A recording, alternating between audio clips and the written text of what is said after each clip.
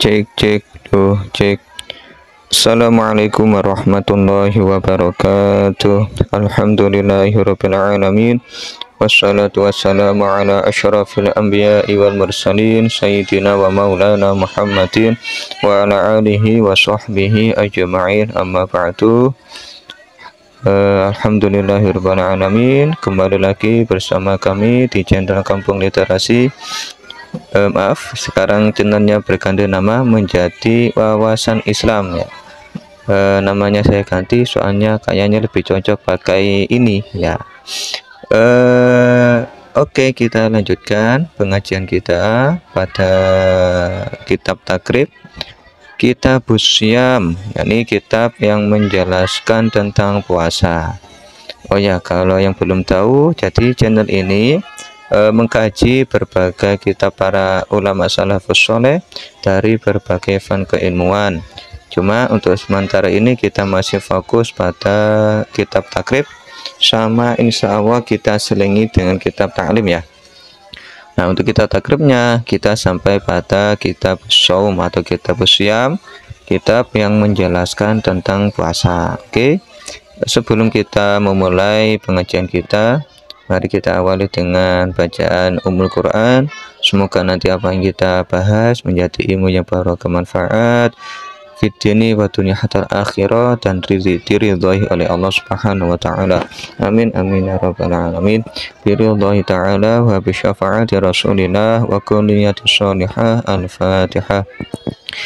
Bismillahirrahmanirrahim. Qala mu'allifu rahimallahu ta'ala wa nafa'ana bihi wa bil ulumihi fit dharaini. Amin amin ya rabbal alamin.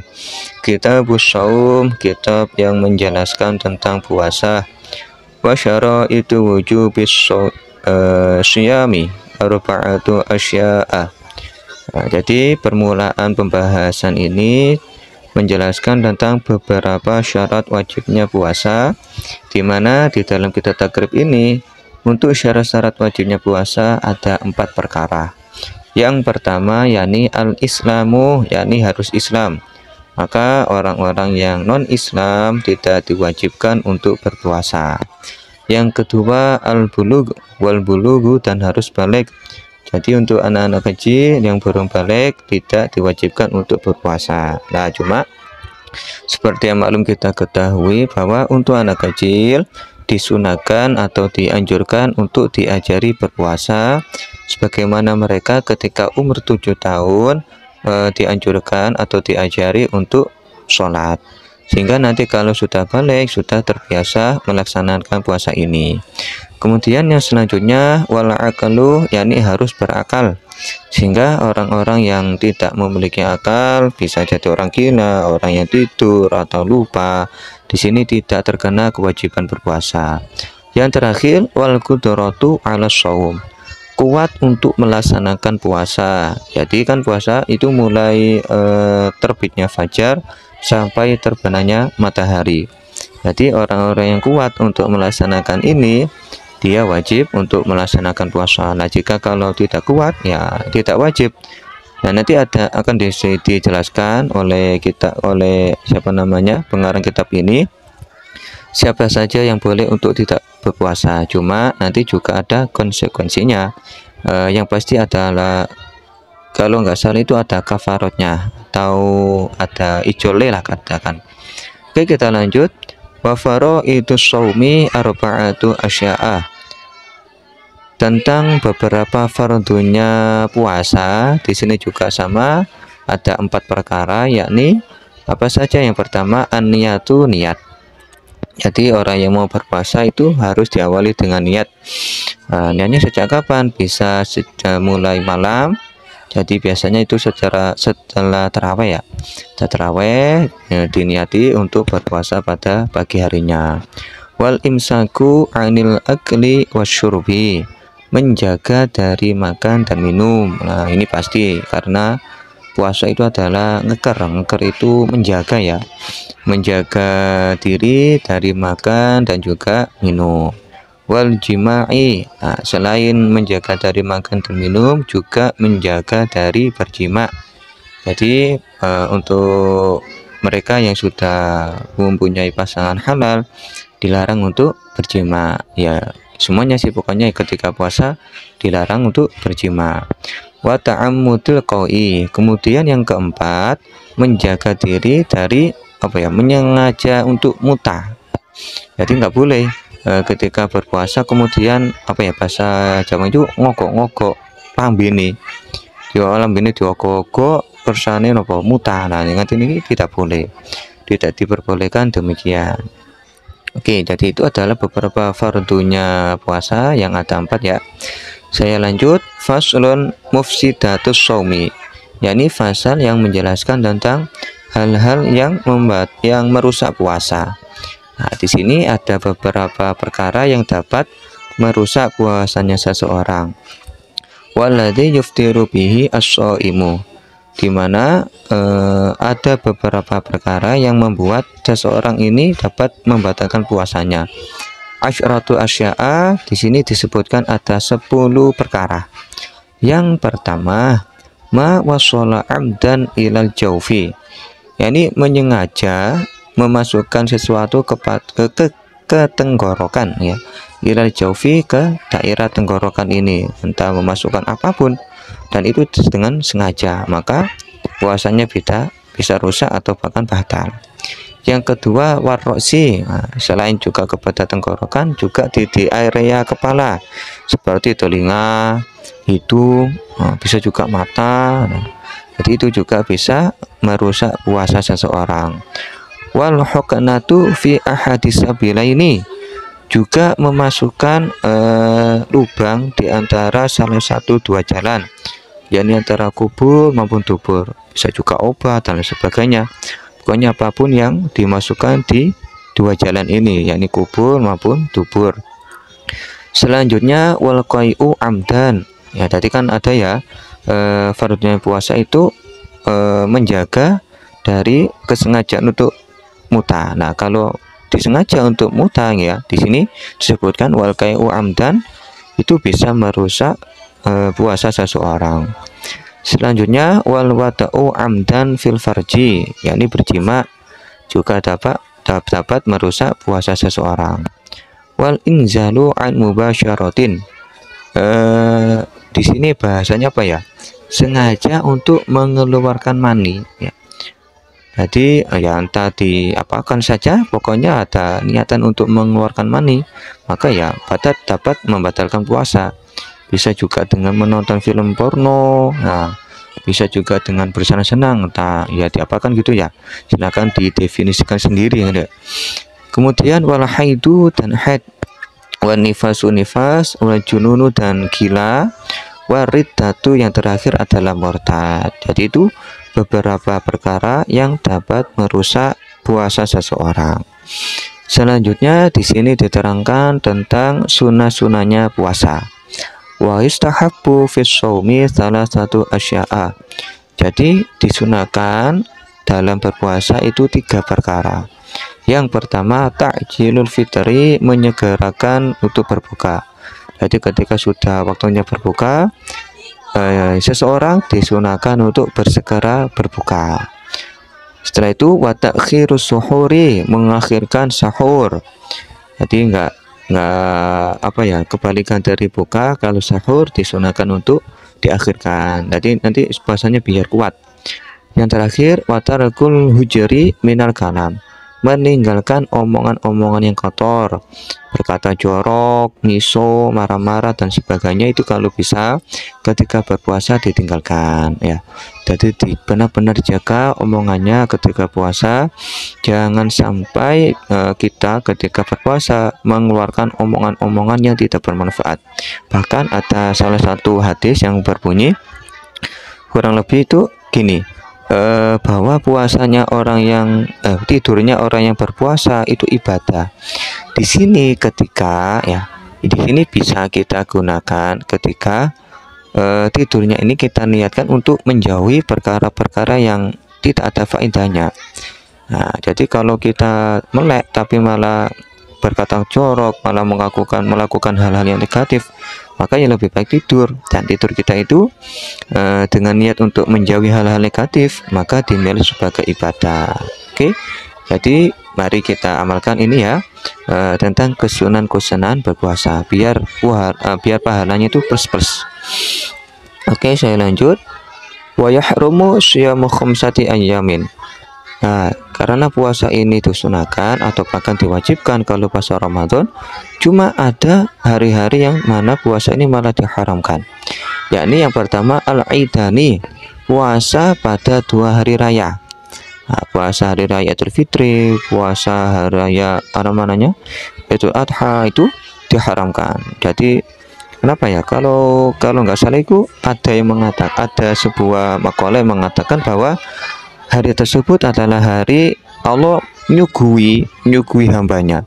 Maka kalau disuguhi ya jangan ditolak, harus kita makan. Nah, maka dari itu pada 2 hari raya ini diharamkan untuk berpuasa. Wa ayyamut tasyrik ats-tsalatsati, dan berpuasa tasyrik ya ini tanggal 11, 12 sama 13 Hijriah ya kalau nggak salah. Hijriah maaf, 11, 12, 13 Dzulhijjah. Jadi ini adalah 5 hari yang diharamkan untuk berpuasa. Terus ditambahkan wa yukrahu. Nah, di sini tidak haram tapi dimakruhkan. Apa yang dimakruhkan? Shaumu yaumul syakki, puasa pada hari syak, yakni hari yang diragukan. Semisal pada tanggal 30 Sya'ban atau 30 Sya'ban ya. Setelah Sya'ban kan Ramadan. Nah, kalau diragukan ini sudah masuk Ramadan atau enggak, biasanya kan disempurnakan. Nah, ini disebut dengan yaumul syak, hari yang diragukan. Nah, ketika berpuasa pada hari tersebut itu hukumnya makruh. Illa ayyuwafiqo adatan lahu. Nah, cuma dikecualikan bagi mereka-mereka yang sudah terbiasa berpuasa. Nah, maka tidak dimakruhkan. Kemudian di sini ada suatu permasalahan gini. Waman wati'a fi nahari Ramadan amidan fil farji. Barang siapa yang sengaja jima atau berhubungan badan ketika siangnya puasa Ramadan, fa'alaihi al-qadha'u wal kafaratu, maka wajib baginya untuk mengqadha plus ada kafaratnya. Nah, ini mungkin bagi anak-anak yang atau orang-orang yang biasanya mungkin mantan baru gitu ya, atau yang hipersek, mohon maaf kan mungkin kata-katanya nggak sopan. Ini nggak kuat untuk menjaga atau menahan hawa nafsunya, kepingin kepingin lah. Ternyata pas siangnya nggak kuat, akhirnya mengajak istrinya untuk berhubungan badan. Nah, di sini si seorang tersebut wajib mengqadha sama ada kafaratnya. Nah, kafaratnya di sini ada keterangannya ini. Wahia, kafaratnya adalah aitqu raqabatin mu'minatin, yakni memerdekakan budak yang mukmin. Nah, tapi kalau zaman sekarang kan nggak ada, bisa diganti. Fa'ilam yajid, maka jika tidak menemukan, fasyamu syahraini mutatabi'aini, harus berpuasa 2 bulan penuh secara terus menerus, tidak boleh disenggang. Nah, ayo kuat apa enggak? Kalau enggak kuat, fa'ilam yastati', nah jika tidak kuat, fa'ita'amu sittina miskinan, maka harus memberikan makan 60 orang miskin. Dengan batasan likulli miskinin muddun, bagi setiap orang miskin porsinya 1 mud atau ya 1 porsi lah bagi setiap orang itu. Jadi harus memberikan makan 60 orang miskin. Nah, itu kalau ada orang yang wat'i atau berhubungan badan ketika bulan Ramadan, di siang bulan Ramadan. Kalau malam bebas ya. Oke, lanjut. Waman mata wa alaihi syamun min Ramadan. Nah, ini ada masalah baru, yakni barang siapa yang mati sedangkan dia punya kewajiban untuk puasa Ramadan, maka kafaratnya utaimu anhu likulli yaumin muddun. Setiap hari yang ditinggalkan dia harus memberikan makan kepada orang miskin. Jadi dihitung, umpama dia punya hutang 15 hari, maka ya 15 hari ini dia harus memberikan makan kepada orang-orang miskin.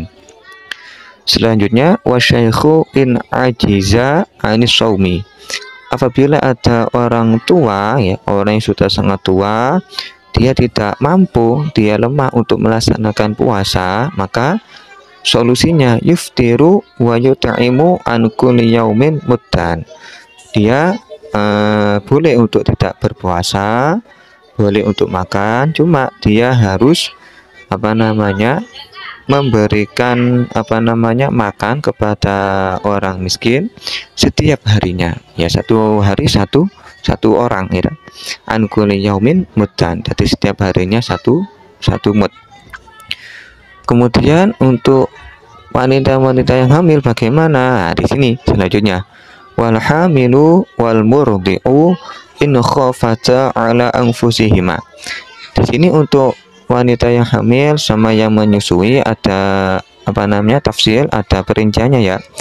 Jika orang yang hamil dan orang yang menyusui mereka khawatir atas diri mereka sendiri, maka aftarata wa alaihima al-qada'u. Mereka boleh untuk tidak berpuasa, dan mereka hanya wajib untuk mengqadha puasa saja. Wa in khafata ala auladihima, dan jika mereka khawatir kepada kandungan mereka atau anak mereka, aftarata wa alaihima al-qada'u wal kafaratu an kulli yaumin muddun.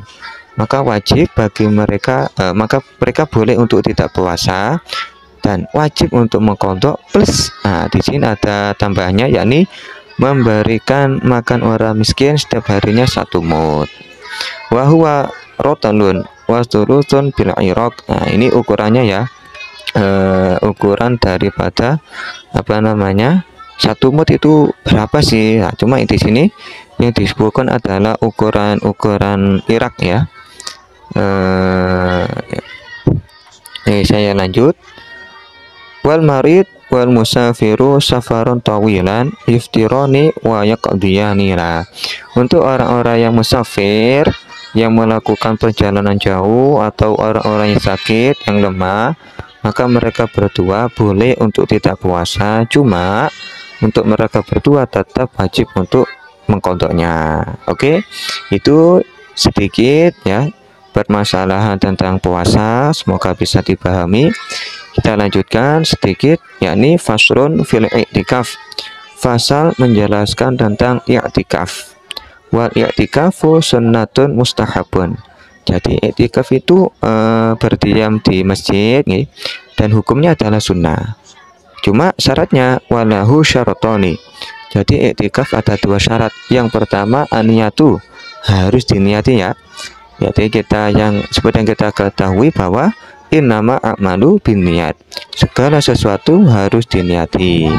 Begitu juga dengan i'tikaf. Jadi kalau teman-teman ini ya sedang santai di dalam masjid, daripada nggak ngapa-ngapain, lebih baik diniati untuk beriktikaf, kan lumayan, diam saja bisa mendapatkan pahala. Selanjutnya syarat yang kedua walubatu fil masjidi, harus berdiam di masjid. Nah, kalau melihat redaksi ini, maka i'tikaf itu hanya bisa dilaksanakan di dalam masjid. Nah, untuk penjelasan lebih lebar bisa teman-teman baca di kitab-kitab yang lebih panjang penjelasannya ya. Bisa di Fathul Qorib atau Fathul Mu'in. Kemudian di sini dijelaskan lagi wala yakhruju minal i'tikafi al-mangdzur. Jadi ada namanya i'tikaf yang dinadari. Nah, itu tidak boleh keluar dari masjid, tidak boleh keluar dari i'tikaf tersebut ila li hajatil insani, kecuali kalau ada hajat kayak kebelet pipis, kebelet BO dan sebagainya, itu ya maka boleh. Au udrin min haidin au maradin. Nah, atau dia uzur seperti haid atau sakit, di mana sakitnya la yumkinu al-maqum ma'ahu, yang mana dia tidak kuat untuk berdiam di dalam masjid, maka bolehlah untuk meninggalkan atau tidak beriktikaf. Jadi kapan untuk dilaksanakan lagi. Kemudian iktikaf wa yabatulu bil wada'i, batal apabila berjima atau berhubungan badan. Oke, sampai sini dulu pengajian kita. Selesai sudah tentang kitab Syam atau kitab Shaum ya. Saya langsung habiskan. Bisa untuk pengajian selanjutnya kita akan melanjutkan tentang Kitabul Haji. Ini kitab yang menjelaskan tentang haji. Sampai di sini dulu. Mudah-mudahan barokah manfaat. Kurang lebihnya mohon maaf. Wallahu muwaffiq ila aqwamit thoriq. Wassalamualaikum warahmatullahi wabarakatuh. Cek cek.